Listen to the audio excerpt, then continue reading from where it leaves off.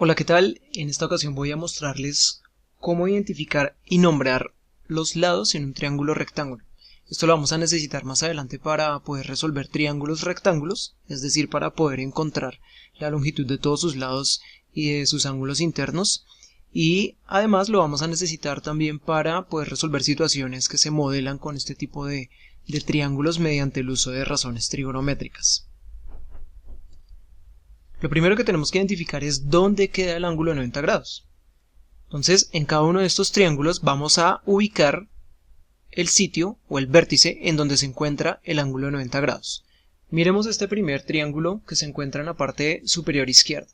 Al observar la figura, pues ustedes se pueden dar cuenta que el ángulo de 90 grados o el ángulo recto es el que está ubicado en esta esquina, donde estoy marcando con color azul. En este otro triángulo rectángulo, el ángulo de 90 grados lo podemos encontrar acá.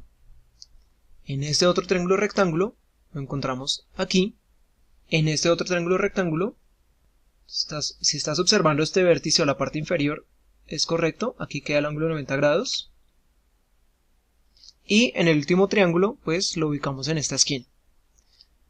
Cuando ya tenemos ubicado el ángulo de 90 grados, entonces podemos nombrar los vértices del triángulo bajo el siguiente acuerdo o convenio, y es que el vértice en donde se encuentra el ángulo de 90 grados es el vértice que vamos a llamar con la letra C. Vamos a utilizar las letras A, B y C para nombrar los tres vértices del triángulo. Pero la letra C la vamos a ubicar donde está el ángulo de 90 grados, es decir, en este vértice vamos a ubicar C, aquí vamos a ubicar C, aquí también vamos a ubicar C y así con cada uno de los triángulos. Los otros vértices los vamos a nombrar con las letras A y B. No importa dónde coloquemos la letra A y dónde coloquemos la letra B, siempre y cuando utilicemos como referente el ángulo de 90 grados para C. Por ejemplo, aquí ubiqué A en la parte superior y B en la parte inferior. Pero también lo podemos hacer al contrario, colocar A en la parte inferior y B en la parte superior. Esto no nos va a afectar en nada los procesos que vamos a realizar más adelante. Vamos a colocar A aquí, B aquí,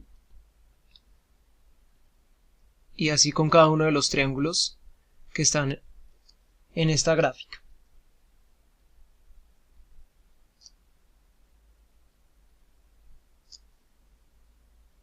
Después de identificar los vértices del triángulo, entonces nos corresponde identificar dónde queda la hipotenusa del triángulo rectángulo. La hipotenusa, recuerden que es el lado más largo del triángulo, y esa hipotenusa siempre la vamos a ubicar enfrente del ángulo de 90 grados. Es decir, por ejemplo, si tomamos este triángulo de acá, nuestra hipotenusa va a ser la que está enfrente del ángulo de 90 grados, es decir, acá. La vamos a escribir con la letra H y no vamos a escribir toda la palabra hipotenusa, solamente utilizamos la letra H. Entonces ahora vamos a nombrar la hipotenusa de cada uno de los triángulos. Observemos en el primero que el lado que está enfrente de C es este de acá. En el segundo, el lado que está aquí enfrente de C es este de acá, entonces esta va a ser la hipotenusa. Lo mismo sucede aquí con el otro triángulo, el que está enfrente lo llamamos H, y lo mismo con el último triángulo que tenemos acá en la parte inferior izquierda. El que está enfrente entonces lo llamamos H, el que está enfrente del ángulo de 90 grados. Ahora vamos a nombrar los lados con letras minúsculas, pero este proceso tiene que ser muy cuidadoso porque los lados van a tener las mismas letras que los vértices, solo que van a encontrarse enfrente del vértice cuya letra corresponde. Es decir, si tenemos aquí el vértice A, entonces el lado que está enfrente es el que se va a llamar A.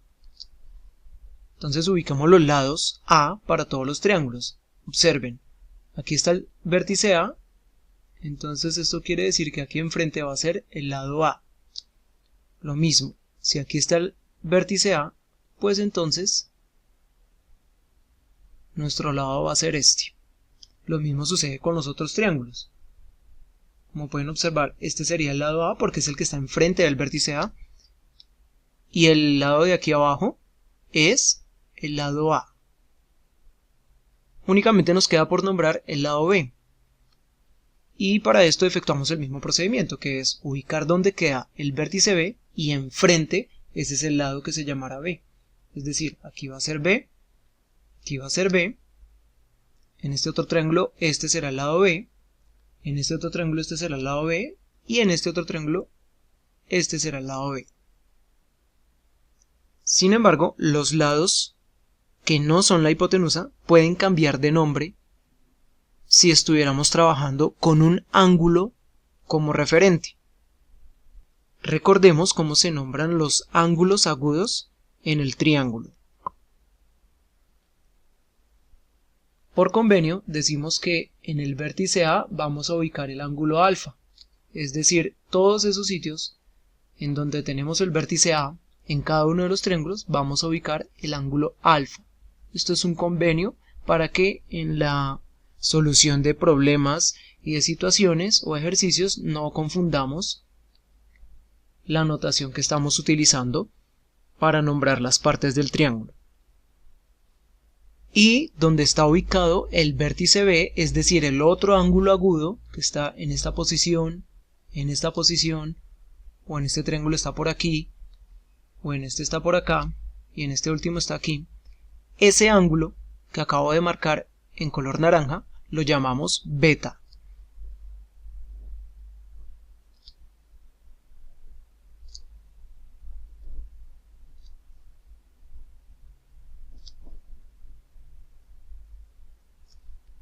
Ahora voy a tomar como referente únicamente este triángulo que está acá para explicarles cómo se identifican cateto opuesto y cateto adyacente a uno de los ángulos.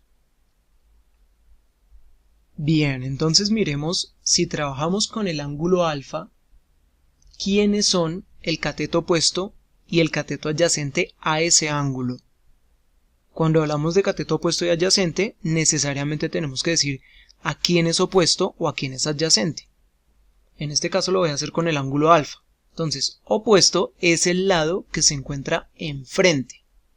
¿Qué quiere decir? Que el lado que encontramos en este triángulo, cuyos vértices son B y C, va a ser el cateto opuesto al ángulo alfa. Y en lugar de escribir cateto opuesto, es decir, las dos palabras, podemos simplificar la escritura escribiendo únicamente CO. Eso quiere decir que cada vez que veamos CO significa cateto opuesto a un ángulo. Si miramos ahora el cateto adyacente, adyacente significa el que está pegado a y que no corresponde a la hipotenusa. Entonces, el lado que no es la hipotenusa y que está pegado al ángulo alfa, pues va a ser ese lado que tiene como vértices a y AC. Ese segmento o ese lado en ese triángulo es el que llamamos cateto adyacente. Y en lugar de utilizar las palabras cateto y adyacente, vamos a escribir CA. Eso quiere decir que cuando veamos CA significa cateto adyacente al ángulo. Ahora miremos cuáles son los catetos opuesto y adyacente al ángulo beta. Aquí la cosa cambia, porque si trabajáramos con el ángulo beta, el lado que está enfrente va a ser el que tiene vértices A y C. Esto quiere decir que ese lado que empieza en A y termina en C va a ser el cateto opuesto. Y el lado que comienza en B y termina en C va a ser el cateto adyacente. Noten la diferencia, y es que cuando trabajamos con un ángulo, los catetos no tienen el mismo nombre que cuando trabajamos con el otro ángulo. Como pueden observar, el lado que va desde A hasta C en ese triángulo es el cateto adyacente al ángulo alfa, pero es el cateto opuesto al ángulo beta. Lo mismo sucede con el lado que va desde B hasta C. Para el ángulo beta, ese sería el cateto adyacente, y para el ángulo alfa, él sería el cateto opuesto. La hipotenusa nunca la vamos a modificar. La hipotenusa siempre es el lado más largo del triángulo rectángulo y ella no va a cambiar su nombre sin importar con cuál de los ángulos de referencia estemos trabajando. Miremos ahora este último ejemplo. La gráfica de nuestro triángulo rectángulo ya está. Lo primero que tenemos que hacer es identificar dónde queda el ángulo 90 grados. En este caso, pues, como pueden observar, el ángulo 90 grados queda en esta esquina del triángulo. Y a partir de la identificación del ángulo 90 grados, pues ubicamos el vértice C. Luego pueden ubicar el vértice A en la parte superior o en la parte inferior, no importa. Yo voy a elegir colocarlo en la parte superior, es decir, vamos a decir que aquí queda A y aquí el vértice B. Enseguida ubicamos la hipotenusa, que es el lado que queda enfrente del ángulo 90 grados, es decir, la hipotenusa va a ser el lado que va desde A hasta B. Ahora vamos a ubicar los lados. Recuerden que el que está enfrente tiene la misma letra minúscula, es decir, este va a ser el lado A, y enfrente del vértice B tenemos el lado B minúscula.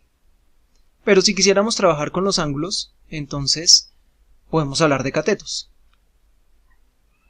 Ubicamos aquí el ángulo alfa, ubicamos aquí el ángulo beta, y comenzamos la identificación de los catetos. Para el ángulo alfa, ¿quién es el cateto opuesto y quién es el cateto adyacente? Entonces el opuesto va a ser, o sea, CO va a ser el lado que está enfrente del ángulo, es decir, el que tiene vértices B y C. Y el cateto adyacente para ese ángulo alfa va a ser el lado comprendido entre los vértices A y C.